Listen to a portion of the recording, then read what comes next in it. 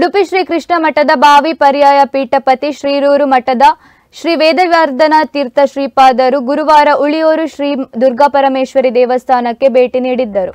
ಬಳಿಕ ಆಶೀರ್ವಚನ ನೀಡಿದ ಅವರು ಪರ್ಯಾಯ ಪೂರ್ವಭಾವಿಯ ಪೀಠಾರೋಹಣಗೈಯುವ ಸ್ವಾಮೀಜಿ ದೇಶದಾದ್ಯಂತ ಕ್ಷೇತ್ರ ಸಂಚಾರ ನಡೆಸುವುದು ವಾಡಿಕೆಯಾಗಿದ್ದು, ಅದರಂತೆ ಈಗಾಗಲೇ 100 ಕ್ಷೇತ್ರಗಳಿಗೆ ಭೇಟಿ ನೀಡಿದ್ದೇವೆ. ಪರ್ಯಾಯಕ್ಕೆ ಪೂರ್ವ ಸಿದ್ಧತೆ ನಡೆಸುತ್ತಿದ್ದು, ಉಳಿಯಾರು ಗ್ರಾಮಸ್ಥರೆಲ್ಲ ತಮ್ಮೊಂದಿಗೆ ಕೈ ಜೋಡಿಸುವಂತೆ ಮನವಿ ಮಾಡಿದರು. ದೇವಸ್ಥಾನದ ವ್ಯವಸ್ಥಾಪನಾ ಸಮಿತಿ ಅಧ್ಯಕ್ಷ ರವಿ ಉಪಾಧ್ಯಾಯ, ಅರ್ಚಕ ಗುರುರಾಜ್ ಭಟ್ ಉಳಿಯಾರು ಹಾಗೂ ಗಣೇಶ್ ನಾಯಕ್ ಮತ್ತಿತರರು ಉಪಸ್ಥಿತರಿದ್ದರು.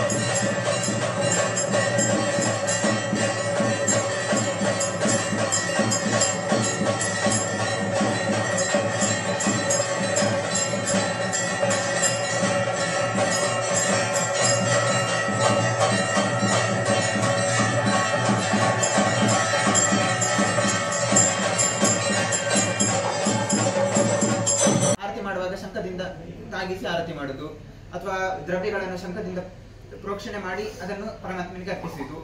ಯಾಕಂತ ಕೇಳಿದ್ರೆ ಲಕ್ಷ್ಮೀ ದೇವಿ ಮೂಲಕ ನಾವು ಪರಮಾತ್ಮನ ಆರಾಧನೆ ಮಾಡಬೇಕು ಅಂತ.